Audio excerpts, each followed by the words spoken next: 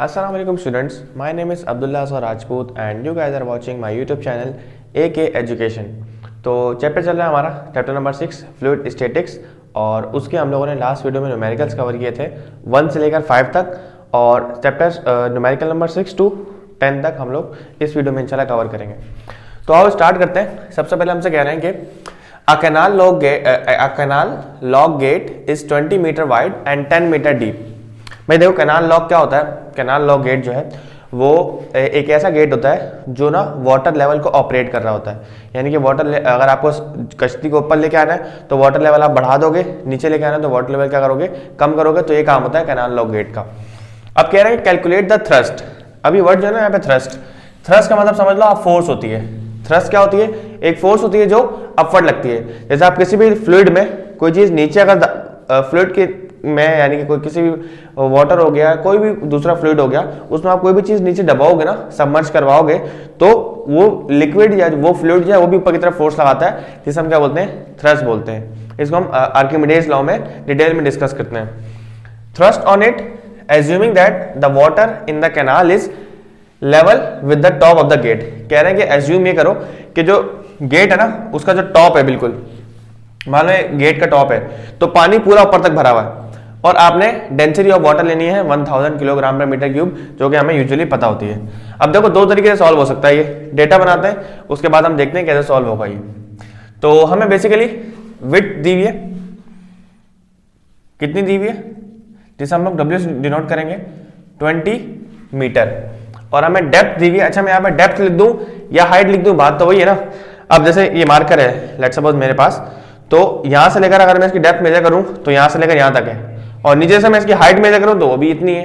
तो मैं अगर डेप्थ को हाइट लिख दूं तो कोई मसला नहीं है। तो यहाँ पे मैं अगर डेप्थ को रिप्रेजेंट कर दूं एच से तो कोई मसला नहीं है, वरना आप चाहो तो डी भी लिख सकते हो, कोई मसला नहीं है। तो डेप्थ हमारे पास कितनी है, 10 मीटर। हमने कैलकुलेट करना है थ्रस्ट यानी कि फोर्स जो अपवर्ड लगेगी वो कैलकुलेट करनी है, और हमें डेंसिटी दी हुई है वाटर की, डेंसिटी ऑफ वाटर, या पूरा लिखते हैं यहाँ पे डेंसिटी ऑफ वाटर, जिसे आप रो डब्ल्यू से डिनोट कर सकते हो, that is 1000 kilogram per metre cube. और आपको थ्रस्ट कैलकुलेट करनी है यानी कि फोर्स कैलकुलेट करनी है। थ्रस्ट को आप लोग अपथ्रस्ट, इसका पूरा नाम होता है अपथ्रस्ट या बॉयंट फोर्स भी आप कह रहे होते हैं। तो बहुत सारे लोग यहाँ पे एफ बी लिख देते हैं यानी कि बॉयंट फोर्स, और अपथ्रस्ट को हम लोग यू से भी डिनोट कर रहे होते हैं। तो आप दोनों नाम लिख लो यहाँ पे, यू का मतलब क्या है अपथ्रस्ट, और बी एफ बी का मतलब है बॉयंट फोर्स। सही है, तो ये आपने निकालनी है। अब देखो सॉल्व करने के दो फॉर्मूले। एक फॉर्मूला हमारे पास क्या है जो हम लोग अपथ्रस्ट को कैलकुलेट करने के लिए यूज कर रहे होते हैं। अपथ्रस्ट को हम यू से डिनोट किया करेंगे, सही है, यू से करेंगे या एफ बी से करेंगे। यू का मतलब होता है अपथ्रस्ट। अपथ्रस्ट का फॉर्मूला होता है रॉ जी वी। देखो एक तो ये तरीका है। दूसरा तरीका क्या है कि हम लोग ये वाला फॉर्मूला यूज करें प्रेशर वाला। प्रेशर बराबर होता है रॉ जी एच के, सही है। रॉ जी एच आप निकाल लोगे, फिर प्रेशर का फोर्स अपॉन एरिया वाला फॉर्मूला यूज करके आप फोर्स निकाल लोगे। तो दोनों फॉर्मूला आपके लिए बिल्कुल ठीक है, ये भी ठीक है, ये भी ठीक है, आगे ये भी यूज होगा और ये भी यूज होगा, सही है। तो फिलहाल हम इसको रहने देते हैं, इससे सॉल्व करते हैं, क्योंकि आप इससे कंफ्यूज हो गए। कंफ्यूज क्यों हो गए? क्योंकि देखो यहाँ पे आपको दिया हुआ वॉल्यूम और आपको यहाँ पे दी हुई है 2 डायमेंशंस, तो इसलिए आप कंफ्यूज ना हो कि भाई तीसरी डायमेंशन कहां से आई। तो इसलिए मैं इससे नहीं करवा रहा, मैं आपको डायरेक्ट इससे करवा रहा हूं, ठीक है। तो आओ सॉल्व करते हैं। हमें पता है कि प्रेशर का फॉर्मूला क्या होता है, प्रेशर बराबर होता है रॉ जी एच के, सही। दोनों फॉर्मूला में कंफ्यूज नहीं होना। अपथ्रस्ट के फॉर्मूले में रॉ जी वी आता है और प्रेशर के फॉर्मूले में रॉ जी एच आता है। डेंसिटी हमें कितनी दी हुई है, डेंसिटी हमें दी हुई है 1000, मल्टीप्लाई बाय ग्रेविटी आप 9.8 ले लो, मल्टीप्लाई बाय हाइट कितनी है, हाइट हमें दी हुई है 10 मीटर, सही है। मल्टीप्लाई कर दो, अगर इसको भी आप 10 ले लो तो आपकी मुश्किलें आसान हो जाएंगी। 3 0 ये है, 2 ये हैं, 5 हो गए, यानी कि 1 एक्सपोनेंट 5 पास्कल आपके पास क्या आ गया, प्रेशर आ गया, सही। तो जब हमें प्रेशर पता है तो हमें प्रेशर का फॉर्मूला भी पता है। प्रेशर बराबर होता है फोर्स पर यूनिट एरिया, सही है। आपको फोर्स चाहिए, ये फोर्स कौन सी होगी, बॉयंट फोर्स या अपथ्रस्ट। तो आप चाहो तो इसकी जगह पे यू भी लिख सकते हो, सही है, परेशान नहीं होना आपने। यू का मतलब क्या, अपथ्रस्ट या फोर्स है। तो आपको अपथ्रस्ट चाहिए तो एरिया यहाँ पे डिवाइड हो रहा है, आ जाएगा मल्टीप्लाई हो जाएगा, तो ये हो जाएगा pressure multiply by area. Pressure हमने कितना निकाला है, 1 एक्सपोनेंट 5 मल्टीप्लाई बाय एरिया में पता नहीं है, लेकिन एरिया का फॉर्मूला तुम्हें पता है, एरिया बराबर होता है लेंथ मल्टीप्लाई ब्रेथ, यानी किसी भी दो डायमेंशन को आप मल्टीप्लाई करोगे तो आपके पास एरिया आ जाएगा। तो दो डायमेंशन हमें दी हुई है, एक विड्थ दी हुई है और एक डेप्थ दी हुई है, तो हम यहाँ पे विड्थ को अगर मल्टीप्लाई कर देंगे हाइट से तो हमारे पास एरिया आ जाएगा। तो निकाल लो area, 1 exponent 5 multiply by width कितनी है 20 मल्टीप्लाई बाय हाइट कितनी है 10, तो 20 को आप 10 से मल्टीप्लाई करोगे तो आपके पास आंसर आ जाएगा 20 10 200। इनको आप मल्टीप्लाई कर दो, आपके पास सिंपली अपथ्रस्ट या बॉयंट फोर्स आ जाएगी। तो आंसर आया 2 एक्सपोनेंट 7 न्यूटन। 2 एक्सपोनेंट, तो अपथ्रस्ट आ गया हमारे पास 2 एक्सपोनेंट 7 और जाहिर सी बात है फोर्स है तो यूनिट क्या होगी इसकी, न्यूटन ही होगी। ओके, सो न्यूमेरिकल नंबर 7 है हमारे पास, कह रहे हैं कि अ टैंक 4 मीटर लॉन्ग, एक टैंक है जिसकी जो हमें लेंथ दी हुई है 4 मीटर है और उसकी हमें विड्थ दी हुई है 3 मीटर और हमें उसकी डेप्थ दी हुई है 2 मीटर। सही है, डेप्थ और हाइट आप सेम सेंस में लोगे जैसे हम लास्ट न्यूमेरिकल में हमने लिया था कि जो ऑब्वियसली बात है डेप्थ होगी वो क्या, वो हाइट भी वही होगी। Is filled with the brim with paraffin, जिसकी हमें डेंसिटी दी हुई है 800 किलोग्राम पर मीटर क्यूब। अच्छा, पैराफिन क्या होती है, पैराफिन एक वैक्स होती है जो कि आपकी कैंडल्स वगैरह में यूज होती है ना, उसे कहते हैं paraffin. Calculate the pressure on the base, आपने प्रेशर निकालना है, बेस पे कितना प्रेशर होगा, ऑब्वियसली बात है आपने यहाँ पे प्रेशर निकालना है। सही है, तो और हमें क्या दिया हुआ है, और हमें कहा गया है कि what is the thrust on the base, और आपने थ्रस्ट भी निकालना है। थ्रस्ट का मतलब जो अपवर्ड फोर्स लग रही होगी आपको वो मालूम करनी है, जिसे हमने यू बोला हुआ है अप थ्रस्ट या बॉयंट फोर्स बोला हुआ है उसको हमने एफ बी, और हमें यहाँ पे प्रेशर निकालना है बेस के ऊपर। तो देखो बेस पे प्रेशर कितना होता है वो तो हमें पता ही है, बेस पे प्रेशर होता है रॉ जी एच, और अप थ्रस्ट या बॉयंट फोर्स निकालने का फॉर्मूला होता है रॉ जी वी। तो सिंपल आप ये दोनों फॉर्मूले यूज करके भी निकाल सकते हो आंसर, और डायरेक्ट प्रेशर वाला फॉर्मूला यूज करके भी निकाल सकते हो। सही है, तो आप दोनों से निकाल लेना, आपका आंसर बिल्कुल सेम आ रहा होगा। तो यहां पे बनाते हैं पहले डेटा में क्या चीज गिवन है, हमें गिवन है लेंथ ऑफ द टैंक जिसे हम L से रिप्रेजेंट करेंगे, दैट इज 4 मीटर, और हमें विड्थ दी हुई है जिसे हम W से रिप्रेजेंट करेंगे और वो दी हुई है 3 मीटर, और हमें डेप्थ दी हुई है दैट इज 2 मीटर, और डेप्थ को मैं H से रिप्रेजेंट कर रहा हूँ। सही है, इज इक्वल्स टू 2 मीटर, और हमें डेंसिटी दी हुई है पैराफिन की, डेंसिटी यानी कि रो is equals to 8000 kilogram per metre cube, और हमें प्रेशर भी निकालना है, प्रेशर ऑन द बेस जिसे आप P से रिप्रेजेंट करोगे, और आपने वही अपथ्रस्ट निकालना है यानी कि बॉयंट फोर्स जिसे आप एफ बी बोलोगे या तो यू बोलोगे, वो आपको निकालनी है। तो देखो सबसे पहले हम क्या करेंगे, हम सबसे पहले प्रेशर निकाल लेते हैं, क्योंकि प्रेशर निकालना बहुत आसान है, या आपकी मर्जी है, पहले अपथ्रस्ट निकाल लो, जो निकालना आप निकाल लो। तो प्रेशर का फॉर्मूला क्या होता है, प्रेशर बराबर होता है हमारे पास रॉ जी एच के। तो रॉ का मतलब है डेंसिटी, वो आपको कितनी दी हुई है, डेंसिटी आपको दी हुई है 800 मल्टीप्लाई बाय ग्रेविटी की जगह हम पुट करेंगे 9.8। अच्छा, राउंड ऑफ करके आप 10 भी पुट कर सकते हो अगर आपको आंसर चाहिए बिल्कुल एक्यूरेट। और एच आपके पास क्या है, हाइट है, और यहाँ पे हाइट हमने कौन सी पुट की हुई है, जो हमारे पास बेसिकली डेप्थ थी यानी कि 2 मीटर वाली, तो यहाँ आ जाएगा 2। तो 800 को 10 से मल्टीप्लाई करोगे तो 8000 हो जाएगा, 8000 को 2 से मल्टीप्लाई करोगे तो ये हो जाएगा 16000, और प्रेशर यूनिट क्या होती है, पास्कल। आप चाहो तो उसको ऐसे भी लिख सकते हो 1 2 3 4 यानी कि 1.6 एक्सपोनेंट 4 पास्कल। आप दोनों तरीके से आंसर लिख सकते हो, जैसे आंसर आपका बुक में होगा आपने वैसे लिख देना है। सही है, तो प्रेशर तो हमारे पास आ गया। अब देखो हमें निकालना है अपथ्रस्ट, तो अपथ्रस्ट निकालने के लिए ये फॉर्मूला है, और एक फॉर्मूला हम लोग यूज कर सकते हैं प्रेशर की डेफिनेशन। भाई प्रेशर बराबर होता है फोर्स पर यूनिट एरिया के। सही, तो एरिया यहाँ पे डिवाइड हो रहा है, वहां जाएगा तो मल्टीप्लाई हो जाएगा। तो अपथ्रस्ट में यहाँ पे फोर्स की जगह पे यू लिख रहा हूँ, सही, क्योंकि हमने अपथ्रस्ट को यू बोला हुआ है। तो U is equal to pressure multiply by area. Pressure कितना है, प्रेशर अभी हमने निकाला 16000 मल्टीप्लाई बाय एरिया बराबर होता है लेंथ मल्टीप्लाई बाय ब्रेथ के। तो लेंथ हमें दी हुई है 4 और विड्थ हमें दी हुई है 3, तो यहाँ पे लिख देता हूँ मैं 4 मल्टीप्लाई बाय 3। तो 16000 को आप मल्टीप्लाई करो 4 से एंड अगेन मल्टीप्लाई करो 3 से, तो आपके पास आंसर आ जाएगा 3। तो आंसर आ रहा है 192,000 192,000 और अब तरह से तो न्यूटन आएगी, और इसको भी आप एक्सपोनेंट में कन्वर्ट कर सकते हो, 1 2 3 4 और ये 5। तो इसको आप लिख सकते हो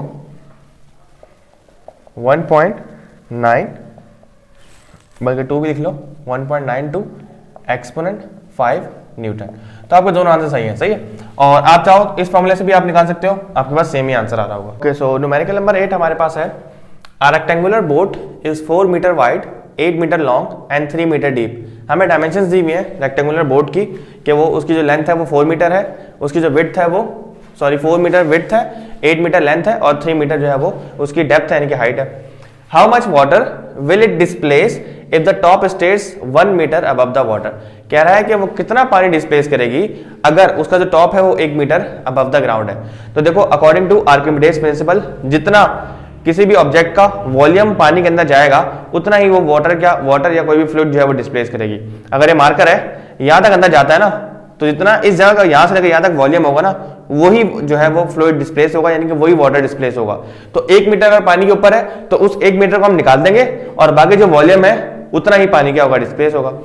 आगे हमसे कहा गया कि what load will the boat contain under this conditions.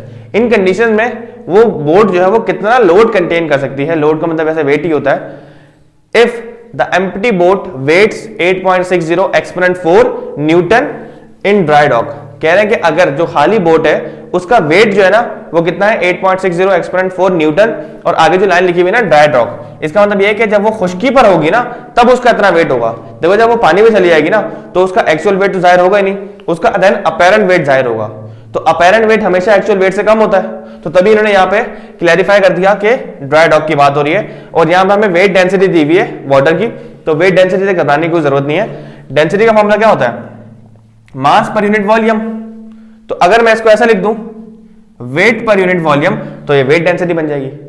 सही है, मास पर यूनिट वॉल्यूम, ये आपके पास क्या है, mass density, weight per unit volume जो है आपके पास वेट डेंसिटी। तो उसको हम रॉ W से लिखते हैं, इसको हम रॉ M से लिख देंगे। This is mass density and this is weight density.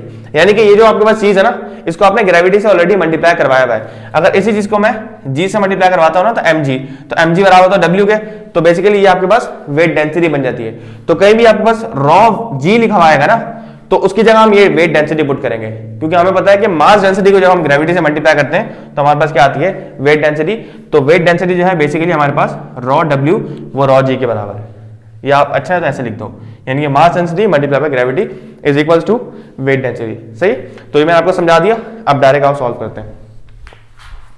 तो डेटा में हमारे पास क्या क्या चीजें गिवन है, हमें डायमेंशंस गिवन है, पहले वो लिख लेते हैं कि हमें विड्थ गिवन है जिसे हम W से रिप्रेजेंट करते हैं, that is 4 metre. Length given है L is equals to 8 metre, और डेप्थ या हाइट लिख लो आप, जिसे हम H से भी कह सकते हैं, दैट इज 3.0 मीटर। 0.0 नहीं भी लिखो तो कोई मसला नहीं है। सही।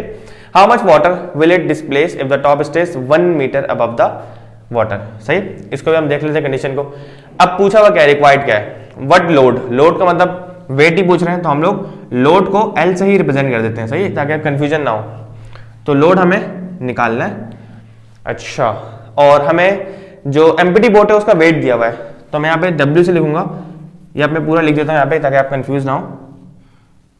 Weight of empty boat.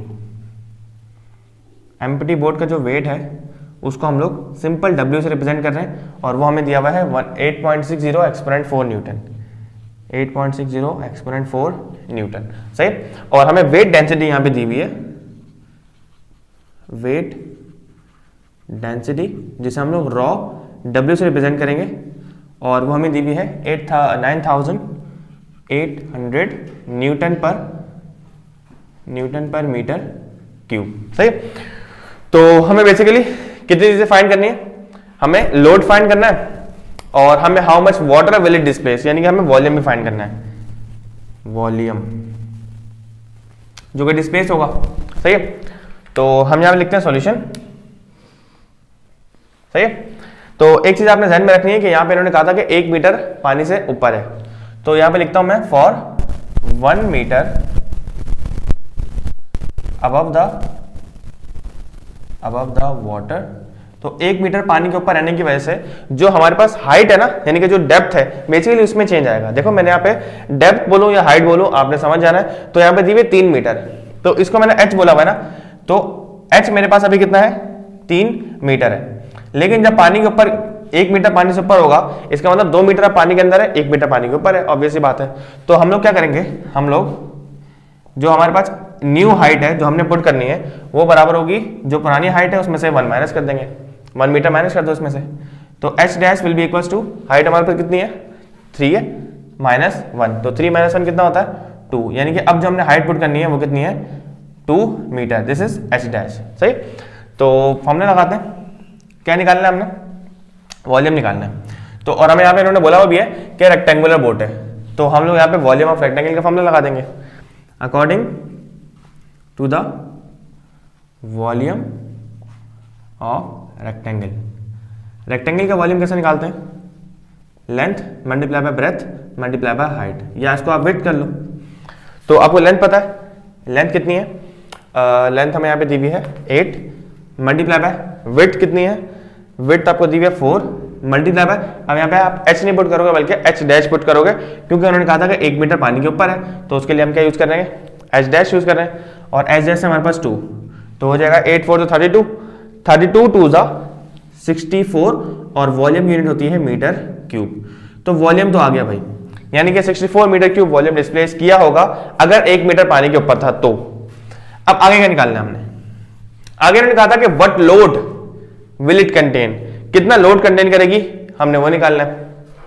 तो देखो according to the condition, according to the condition कह लो या सिचुएशन कह लो, जो अपथ्रस्ट है ना, जो अपथ्रस्ट पानी लगाएगा ऊपर, देखो पानी में ना, तो पानी कितना अपथ्रस्ट लगाएगा, एक तो वो जो रेक्टेंगुलर बोट है ना जिसका अपना एमपीटी, जो एमपीटी है उसके ऊपर कोई लोड नहीं रखा हुआ, एक उसका अपना वेट तो हो गई ना भाई। जैसे ऑब्वियस ही बात है, एक डेस्क है, एक डेस्क का अपना भी वेट होता है, लेकिन उसके ऊपर आप 2 बच्चे बिठा दोगे तो वेट और बढ़ जाएगा। तो खाली डेस्क का अलग वेट होगा, 2 बच्चे बिठाओगे तो वेट और बढ़ जाएगा। इस तरीके से एक रेक्टेंगुलर बोट है, उसका अपना वेट है, और उस अपने लोड रखा तो उसका अलग वेट होगा। तो इन दोनों को एक चीज बैलेंस कर रही होगी, वो कौन है, अपथ्रस्ट है। तो अपथ्रस्ट बैलेंस करेगा इन दोनों को, यानी कि अपथ्रस्ट जो है इस कंडीशन में वो लोड प्लस एम्प्टी बोट का वेट को बैलेंस कर रहा होगा। सही है, तो आपने ये लोड निकालना है, तो आप क्या करोगे, ये W यहाँ पे प्लस क्या, वहां जाके माइनस हो जाएगा, तो लोड बराबर हो जाएगा अपथ्रस्ट माइनस वेट। अब क्या आपको अपथ्रस्ट पता है, आपको अपथ्रस्ट नहीं पता, आपको वेट पता है, ये आपने यहाँ पे लिखा हुआ है, वेट ऑफ एम्प्टी बोट आपको पता है, तो आप अपथ्रस्ट कैलकुलेट कर लोगे। इसको आप इक्वेशन नंबर ए का अल्फा किसी का भी नाम देकर यहाँ छोड़ दो, और यहाँ पे आप निकाल लो फॉर अपथ्रस्ट। अपथ्रस्ट निकालने का सिंपल सा फॉर्मूला है हमारे पास, अपथ्रस्ट बराबर होता है रॉ जी वी के। तो देखो मैंने अभी आपको बताया था कि जब मैं रॉ को जी से मल्टीप्लाई करूंगा तो मेरे पास वेट डेंसिटी आएगी, और ये रॉ कौन सा वाला है, मास वाला। तो जब आप मास डेंसिटी को ग्रेविटी से मल्टीप्लाई करोगे तो आपके पास वेट डेंसिटी आ जाएगी। तो मैं यहाँ पे लिख देता हूँ कि जो हमारे पास रॉ डब्ल्यू है वो बराबर है रॉ एम मल्टीप्लाई बाय जी के, यहाँ सिंपल लिख दो रॉ एम जी के। तो सिंपल आपने इसकी जगह पे वेट डेंसिटी पुट करनी है। सही है, जो कि हमें कितनी दी हुई है, हमें दी हुई है 9800, उसको आपने मल्टीप्लाई कर देना वॉल्यूम से। वॉल्यूम अभी आपने निकाला है, कितना निकाला है 64, तो आपके पास सिंपल अपथ्रस्ट आ जाएगा 627200 न्यूटन। सही, ये आपके पास आ गया अपथ्रस्ट। अब सिंपल आपने इस इक्वेशन में पुट करना है, वेट आपको ऑलरेडी पता है, आप डायरेक्टली आंसर इसका निकाल सकते हो। तो मैं यहाँ लिखनी है ना, जगह थोड़ी कम है मेरे पास, तो मैं सिंपली इस u को इस इक्वेशन में पुट कर रहा हूँ। सही है, तो L मेरे पास आपने लिख देना यहाँ के putting upthrust in equation number alpha, आप लिख सकते हो सिंपल। तो हमारे पास लोड बराबर हो जाएगा, अपथ्रस्ट चाहिए हमारे पास, चाहो तो एक्सपेरिमेंट में कन्वर्ट कर सकते हो अगर आपको मसला हो रहा है। तो 627200 माइनस, अच्छा वेट कितना हमारे पास, वेट है 8.60 एक्सपोनेंट 4। तो इसको भी आप चाहो तो आगे कर सकते हो अगर आपको जरूरत पड़े। देखो एक और एक 2 जीरो आगे चले गए, यानी कि 860 हो गया, और 2 पॉइंट आगे गया ना, तो 10 की पावर 2 कम हो जाएगी, तो 2 और लगा दो, यानी कि बेसिकली ये वैल्यूज आपके पास लिखी हुई ना, आप कैलकुलेटर में पुट करोगे ना तो आपके पास सेम ही आंसर आएगा 860, और 2 जीरो में और लगा दूंगा। देखो 2 जीरो में आगे बढ़ा तो यहाँ 2 जीरो कम हो गए होंगे, यानी 10 की पावर 2 हो गई होगी। 10 की पावर 2 का मतलब होता है 100, तो किसी भी चीज को 100 से मल्टीप्लाई कराओगे ना तो 2 जीरो आप और लगा दोगे। सही, तो अब इसको माइनस करना आसान हो जाएगा आपके लिए। आ रहा है 541200, 541,200 न्यूटन। और अगर आप चाहो तो उसको एक्सपोनेंट में कन्वर्ट कर दो, 1 2 3 4 5, यानी कि 5.41 एक्सपोनेंट 5 न्यूटन। इतना लोड जो है वो बोट कंटेन कर सकती है। ओके, सो न्यूमेरिकल नंबर 9 हमारे पास है a hot air balloon has a volume of 2200 metre cube. सही कह रहे हैं कि हमारे पास एक हॉट एयर बलून है जिसका हमें वॉल्यूम गिवन है 2200 मीटर क्यूब। अच्छा, हॉट एयर बलून आप लोगों ने आई होप कि फिल्मों वगैरह में देखा होगा कि गोल सा एक बलून होता है, उसके ऊपर क्या करते हैं, लोग बैठते हैं और वो उनको ऊपर लिफ्ट कर रहा होता है। सही है, या सामान वगैरह को लिफ्ट कर रहा होता है। और हमें the density of air at 20 degree Celsius is 1.205 kilogram per metre cube. और एटमॉस्फेयर में जो हवा होगी ना, और वो रूम टेम्परेचर भी हमें दी हुई है, यानी कि 20 डिग्री सेल्सियस को हम लोग अक्सर रूम टेम्परेचर कह रहे होते हैं, तो उस पर जो हमें एयर की डेंसिटी दी हुई है that is 1.205 kilogram per metre cube. सही है।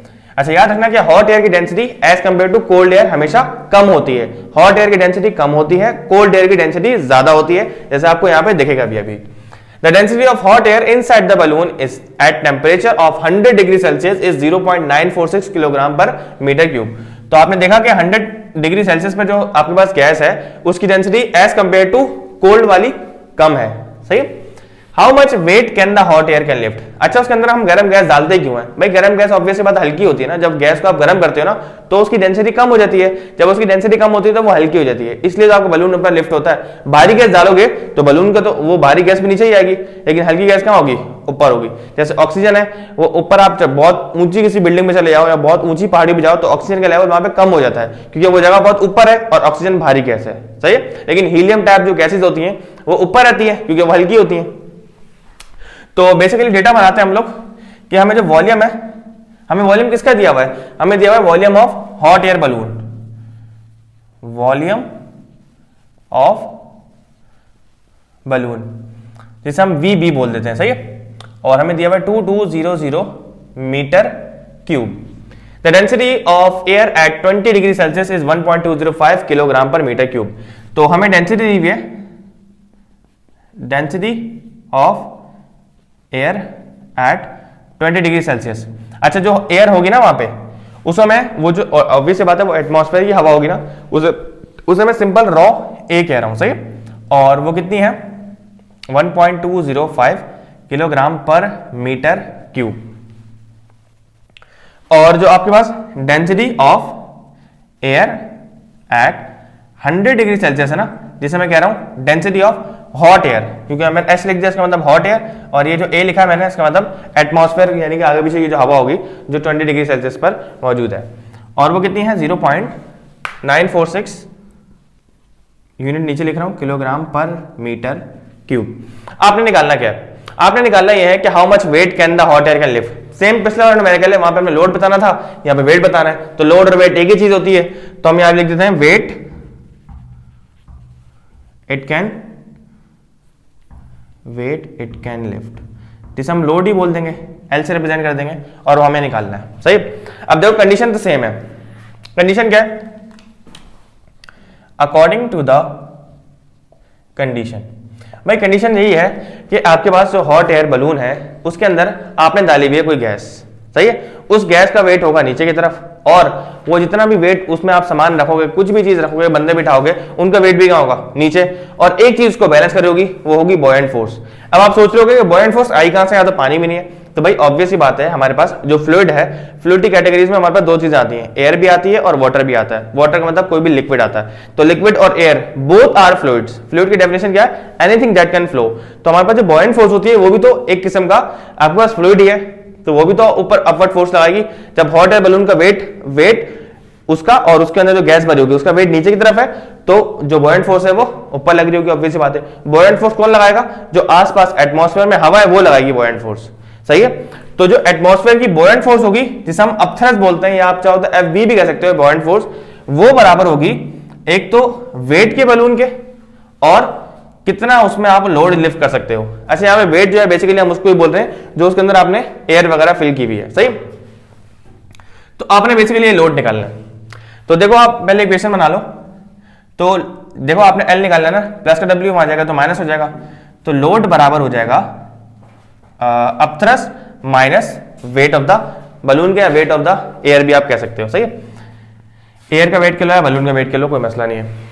अब देखो यहाँ पे क्या चीज है, यहाँ पे ना आपको अपथ्रस्ट पता है और ना आपको वेट पता है, तो दोनों चीज आप निकाल लो, इक्वेशन में पुट करो, आपके पास आंसर आ जाएगा। इसको आप वही नाम देते हो इक्वेशन नंबर अल्फा का। पहले आप निकाल लो फॉर अपथ्रस्ट। अपथ्रस्ट का फॉर्मूला क्या होता है, अपथ्रस्ट बराबर होता है रॉ जी वी के। अब कौन सी रॉ पुट करें, कौन सी जी पुट करें, कौन सी वी पुट करें, पहले काम करो दोनों के फॉर्मूला लिख लो। अपथ्रस्ट का फॉर्मूला ये आ गया, और फॉर वेट, वेट का फॉर्मूला क्या होता है, वेट बराबर होता है W mg। अब हमें मास तो पता नहीं है, लेकिन हमें डेंसिटी की डेफिनेशन पता है, डेंसिटी बराबर होती है मास पर यूनिट वॉल्यूम के, तो वॉल्यूम डिवाइड हो रहा है, आ जाएगा तो मल्टीप्लाई हो जाएगा, तो मास बराबर होता है basically density multiply by volume के, दिस इज V, ओके।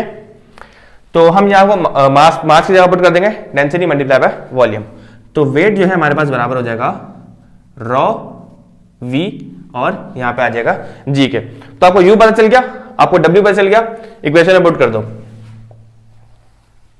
यहां लिख दो equation alpha becomes, equation alpha क्या बन जाएगी आपके पास, लोड बराबर हो जाएगा अपथ्रस्ट की जगह पे आ जाएगा उसका formula rho g v minus, और यहां पे आ जाएगा रॉ वी जी। अब देखो एक अकलमंदी आपने यहां पे नहीं करनी कि आप बोलो भाई दोनों सेम में काट दो, देखो यहां पे बहुत बड़ा फर्क है। ये डेंसिटी किस चीज की है भाई, देखो ये आपने निकाली थी अपथ्रस्ट, अपथ्रस्ट कौन लगा रहा है, अपथ्रस्ट वो हवा लगा रही है जो उस बलून के एटमॉस्फेयर में, तो उस बलून के एटमॉस्फेयर में जो आपके पास हवा थी उसकी हमें डेंसिटी ये दी हुई है, सही है। तो यहां पे मैं सिंपल लिखूंगा, मैं इसको रेड से लिख देता हूं ताकि हाईलाइट हो जाए। ये जो डेंसिटी है ना, ये आपके पास जो एटमॉस्फेयर में हवा है उसकी है, सही है। इसको मैं यहां भी लिख रहा हूं ताकि आप कंफ्यूज ना हो। जी तो कांस्टेंट है, ये वॉल्यूम किसका है, ये वॉल्यूम है आपके पास जो एयर है ना आसपास, उस एयर का वॉल्यूम है, तो यहां पे मैं VA लिख रहा हूं, सही है। ये डेंसिटी किसकी है जो आपने यहां पुट की है, ये डेंसिटी है हॉट एयर की जो उसके बैलून के अंदर है, उसी का तो वेट डाउनवर्ड होगा। दूसरी बात, ये वॉल्यूम किसका है, ये वॉल्यूम है बलून का जो हमें गिवन है, और जी तो जी कांस्टेंट है, तो यहां पे आ जाएगा VA, और यहां पे आ जाएगा डेंसिटी किसकी, डेंसिटी हॉट एयर की, और यहां पे आ जाएगा वॉल्यूम किसका, बलून का। अब यहां पे अगर आप चीज देखो, नोट करो, तो देखो जी तो कांस्टेंट है, यहां भी आ रहा है यहां भी आ रहा है, जी को आप निकालो बाहर। एक चीज अगर मैं आपको बताऊं, वो क्या, इसको बाद में लिखते हैं, कि यहां पे जो VA है ना और ये VB है, ये आप इसमें बराबर हैं। कैसे बराबर हैं, देखो अगर आपने आर्किमिडीज लॉ पढ़ा हो तो आर्किमिडीज लॉ ने ये कहा था कि जितना किसी भी सॉलिड का वॉल्यूम इमर्ज्ड होगा उतना ही फ्लूइड डिस्प्लेस होगा। अब ऑब्वियस सी बात है, अगर वो जो आपके पास बलून है जितनी जगह घेर रहा होगा तो आसपास उतनी तो एयर अपने पास डिस्प्लेस कर रहा होगा। ये मार्कर है, ये अगर हवा में पड़ा हुआ है तो जितना मार्कर का वॉल्यूम है इसके आसपास जितनी भी हवा होगी वो डिस्प्लेस हो चुकी होगी, ऑब्वियस सी बात है। तो इसका मतलब यह है कि जो वॉल्यूम ऑफ एयर है it is basically equal to the volume of the balloon, जितना बलून का वॉल्यूम है उतनी ही एयर उसने क्या की है, डिस्प्लेस की है। तो बेसिकली दोनों आपस में बराबर हैं, तो क्यों ना इनको हम एक कॉमन नाम देके V ही लिख दें, तो L बराबर हो जाएगा raw A G V, simple V लिख रहा हूं, minus raw H simple V और G। तो अगर आप ये देखो तो रॉ V G यहां पे दोनों में कॉमन है, कॉमन निकाल लो, V G कॉमन निकाल लिया, यहां से क्या बचा, density of air minus density of hot air, ये एटमॉस्फेयर की एयर है और ये हॉट एयर है, दोनों आपको पता है, पुट कर दो। वॉल्यूम कितना है, देखो वॉल्यूम आपको दिया हुआ है 2200 मल्टीप्लाई बाय जी की वैल्यू कितनी है, जी की वैल्यू आप 9.8 पुट कर लो या 10 पुट कर लो, सही है। अच्छा एक काम आपने करना है कि पहले आपने ये नहीं करना कि डायरेक्ट मल्टीप्लाई करा दो, पहले इन दोनों करो माइनस, क्योंकि हम पहले ब्रैकेट सॉल्व करेंगे देन हम करेंगे इनको मल्टीप्लाई। तो आपको एयर की डेंसिटी दी हुई है यहाँ पे 1.205 माइनस, और इसकी दी हुई है 0.946, दोनों को माइनस करके आप सिंपल मल्टीप्लाई करा दो 2200 से और मल्टीप्लाई करा दो 9.8 से, आंसर आ जाएगा। तो आंसर आ रहा है 5584.04, 5584.04 न्यूटन का लोड वो कंटेन कर सकता है हॉट एयर बलून। आप चाहो तो इसको लिख सकते हो साइंटिफिक नोटेशन में, 2 0 3 बार और पीछे कर दो तो ये हो जाएगा 0.584, कितना पीछे किया हमने, 1 2 3, एक्सपोनेंट 3 न्यूटन। तो चेक कर लेते हैं आंसर हमारा सही आ रहा है नहीं आ रहा। तो आंसर आ रहा है इसका 5590, सही राउंड ऑफ हुआ है, हमारा 5584 आ रहा है और इनका आ रहा था 5590 आ रहा है, सही है। तो राउंड ऑफ किया हुआ इन्होंने, तो ये आंसर भी बिल्कुल सही है और ये आंसर भी आपका बिल्कुल ठीक आ रहा है। ओके, सो लास्ट न्यूमेरिकल है हमारे पास, और numerical number 10। A spherical balloon has a radius of 7.15 metre. एक स्फेरिकल बलून है जिसका रेडियस हमें दिया हुआ है 7.15 metre and is filled with helium, helium gas से वो फिल हुआ है। How large a cargo can it lift, कह रहा है कि कितना जो है वो लार्ज, कितना बड़ा कार्गो वो लिफ्ट कर सकता है। देखो वही वाली बात है कि हमें यहाँ पे लोड ही निकालना है, यानी कि हमें वेट ऑफ कार्गो निकालना है जो कि वो लिफ्ट कर सकता है। Assuming that the structure and skin of the balloon have a mass of 930 kg, तो हमें उस बलून का स्ट्रक्चर और स्किन सबका मास हमें दे दिया 930 किलोग्राम। अब हमने क्या करना है कि आगे हमें हिंट दी हुई है कि neglect the buoyant force on the cargo volume itself. देखो अगर हम लोग यहाँ पे वो जो कार्गो है ना, जाहिर सी बात है उसका भी अपना वॉल्यूम है, जब उसका अपना वॉल्यूम है तो कुछ एयर वो भी डिस्प्लेस करेगा, तो जब हम उसकी भी निकालेंगे तो ये न्यूमेरिकल बहुत कॉम्प्लेक्स हो जाएगा। तो इन्होंने कहा कि उसको निग्लेक्ट कर दो, सही है। आप सिंपल ये बताओगे कितना हैवी, कितने वेट का कार्गो वो लिफ्ट कर सकता है वो बलून, आपने सिर्फ वो बताना है। एक चीज और यहाँ पे कि यहाँ पे वर्ड यूज हुआ है स्फेरिकल बलून, तो स्फेरिकल बलून से आपने याद रखना है कि आपको वॉल्यूम भी निकालना पड़ेगा क्योंकि वॉल्यूम नहीं दिया हुआ, तो हम यहाँ पे इस्तेमाल करेंगे फॉर्मूला वॉल्यूम ऑफ स्फेयर का, इसलिए यहाँ पे स्पेसिफिकली यहाँ पे वर्ड यूज हुआ है स्फेरिकल बलून, ठीक है भाई। तो और डेटा बनाते हैं। रेडियस ऑफ बलून जिसे हमें आर से डिनोट करना है दैट इज 7.15 मीटर, ओके। और हमें क्या दिया हुआ है, how large cargo can lift, हमें मास दिया हुआ है, मास ऑफ मैं डायरेक्ट लिख रहा हूं, यहाँ पे बलून लिख रहा हूं, आप समझ जाना कि स्किन और स्ट्रक्चर का सबकी बात हो रही है, जिसे हम m बोल देंगे और यहाँ पे छोटा सा b लगा दो क्योंकि मास ऑफ बलून है ना ये, तो 930 किलोग्राम। और हमें क्या निकालनी है, हमें निकालना है कितने वेट का कार्गो वो लिफ्ट कर सकता है, सही। हमें वेट बेसिकली उस कार्गो का वेट बताना है जो वही उठा सकता है, लिफ्ट कर सकता है। तो वेट ऑफ कार्गो जिसे मैं क्या करूं, एल कह दूं या डब्ल्यू सी कह दूं, क्योंकि कार्गो का वेट है ना, तो आपको ये निकालना है, सही है भाई। जो कंडीशन हमारी वही है जो हम कब से लगाए रहे हैं, यूज कर रहे हैं, कंडीशन हमारी अभी भी सेम ही है। कंडीशन हमसे ये कह रही है कि अकॉर्डिंग टू द कंडीशन, सही। अच्छा एक चीज और यहाँ पे कि हमें जो एयर है ना उसकी डेंसिटी नहीं दी हुई, सही है, और यहाँ पे उसका जिक्र भी नहीं हो, ऑब्वियस सी बात है। तो हम क्या करेंगे, हम एयर की डेंसिटी वही लेंगे जो हम लोगों ने लास्ट न्यूमेरिकल में ली थी, सही है। तो एयर की डेंसिटी हम चेक कर लेते हैं हमने लास्ट क्या ली थी, तो हम वही यहाँ पे यूज करेंगे। तो लास्ट न्यूमेरिकल अगर पेपर में न्यूमेरिकल आएगा तो आपको ऑब्वियस सी बात है कि दी भी होगी। तो यहाँ पे डेंसिटी जो हमें दी हुई थी वो थी 1.205 किलोग्राम पर मीटर क्यूब। तो मैं एक्स्ट्रा यहाँ पे उसको भी लिख देता हूँ, डेंसिटी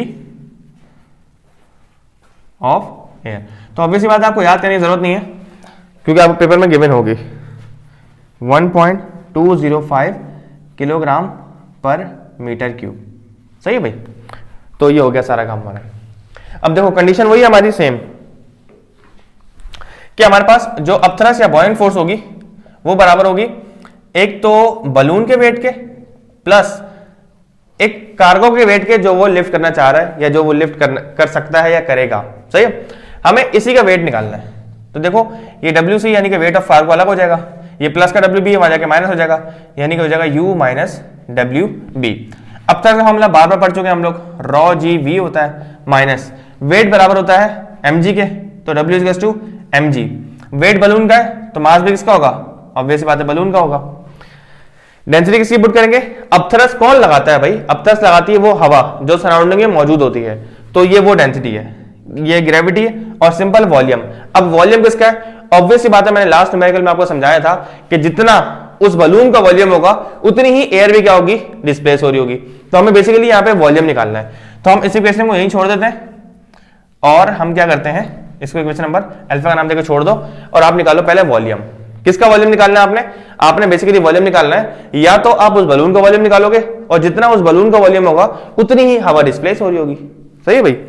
तो आपने निकालना है फॉर वॉल्यूम ऑफ बलून। तो मैंने आपको पहले ही समझा दिया था कि यहाँ पे एक वर्ड यूज हुआ है स्फेरिकल का, इसका मतलब है आपने वॉल्यूम ऑफ स्फीयर का फॉर्मूला लगाना है और इसीलिए आपको यहाँ पे रेडियस भी गिवन था, सही है। तो यहां पे लिख देते हैं कि according to the volume of sphere, volume of sphere का फॉर्मूला आपको पता होना चाहिए 4/3 पाई आर क्यूब होता है, सही है। तो वॉल्यूम को v से ही रिप्रेजेंट करते हैं और 4/3 मल्टीप्लाई बाय पाई की आप वैल्यू पुट कर दो 3.142, चाहो तो आप कैलकुलेटर में डायरेक्ट पाई पुट कर दो, मल्टीप्लाई बाय रेडियस कितना गिवन है 7.15 और इसका आ जाएगा सिंपली क्यूब, सही। तो आंसर आ रहा है हमारे पास 1531.111, ये हमारे पास आ रहा है वॉल्यूम 1531.111 और वॉल्यूम की यूनिट होती है मीटर क्यूब, सही है। तो वॉल्यूम तो हमारे पास आ गया। अब सिंपल हमने क्या करना है, इस वैल्यू को पुट करना है इक्वेशन में अल्फा में और हमारे पास आंसर आ जाएगा। तो यहां पर लिख दो आप putting v in equation alpha. तो इक्वेशन अल्फा क्या थी हमारे पास, वेट ऑफ कार्गो बराबर है रॉ जीवी के, रॉ डेंसिटी एयर की कितनी है 1.205। अच्छा देखो जी 2 बार आ रहा है ना, चाहो तो कॉमन ले लो, बार बार क्या पुट करेंगे, जी को हमने कॉमन ले लिया। अब यहां से क्या बचा, यहां से बचा रॉ, जी कॉमन ले लिया, यहां से बचा डेंसिटी और वॉल्यूम। डेंसिटी हमारे पास कितनी गिवन है 1.205 को आपने मल्टीप्लाई करना है पहले वॉल्यूम के साथ। वॉल्यूम अभी आपने निकाला है 1531.111, फिर आपने उसमें से माइनस करना है। देखो यहाँ पे आप लगाओ पहले ब्रैकेट ये वाली, क्योंकि आपने पहले मल्टीप्लाई करना है, देन आपने सब्ट्रैक्ट करना है उसमें से किसको, मास ऑफ द बलून को। जी आपने कॉमन ले लिया, मास ऑफ द बलून कितना गिवन था हमें, क्वेश्चन में गिवन था 930। दोबारा बता रहा हूं कि पहले मल्टीप्लाई करोगे फिर माइनस करोगे, अगर आपने माइनस करके मल्टीप्लाई करा दिया तो आंसर गलत आ जाएगा। ग्रेविटी जगह आप पुट कर दो 9.8 और इसको पूरा सॉल्व कर लो, आपके पास डायरेक्टली आंसर आ जाएगा। तो आंसर आ रहा है हमारे पास 1844.988, सही है। अभी तक मैंने 9.8 को मल्टीप्लाई नहीं करवाया, इन दोनों को मल्टीप्लाई कराया तो आंसर आ रहा है 1844.988 में से माइनस करना है आपने 930। तो आंसर में से 1844 में से 0.988 माइनस 930, तो आंसर आ रहा है 914.988, 914.988 और सिंपली इसको आपने मल्टीप्लाई करवा देना है 9.8 मल्टीप्लाई बाय 914.988, तो आंसर आ रहा है हमारे पास 8966.882 और वेट यूनिट क्या होती है न्यूटन। तो इसको आप कन्वर्ट कर लो साइंटिफिक न्यूटेशन में, तो ये हो जाएगा 1 2 3 यानी कि 8.966 एक्सपोनेंट 3 न्यूटन, सही है। तो बुक वालों ने आपके राउंड ऑफ करके क्या किया हुआ है 9 किया हुआ है, तो चेक कर भी लेते हैं इसको। हाँ सही 9 एक्सपोनेंट 3। अच्छा एक आंसर हमें दिया हुआ है किलोग्राम को, पता नहीं किस चीज़ का दिया हुआ है, वो बिल्कुल फालतू दिया हुआ है, क्योंकि यहाँ पे हमें मास ऑलरेडी दिया हुआ था 930, तो उन्होंने 920 पता नहीं किस चीज़ का दिया हुआ है, लेकिन ये आंसर हमारा बिल्कुल ठीक है, यानी कि वो 8.966 एक्सपोनेंट 3 न्यूटन का कार्गो लिफ्ट कर सकता है। तो ये था हमारे न्यूमेरिकल्स। आई होप कि आपको समझ आ गए होंगे। कोई क्यूरी है, कोई क्वेश्चन है तो कमेंट सेक्शन में हमसे लाजमी पूछेगा। Thank you so much for watching. अल्लाह हाफिज़।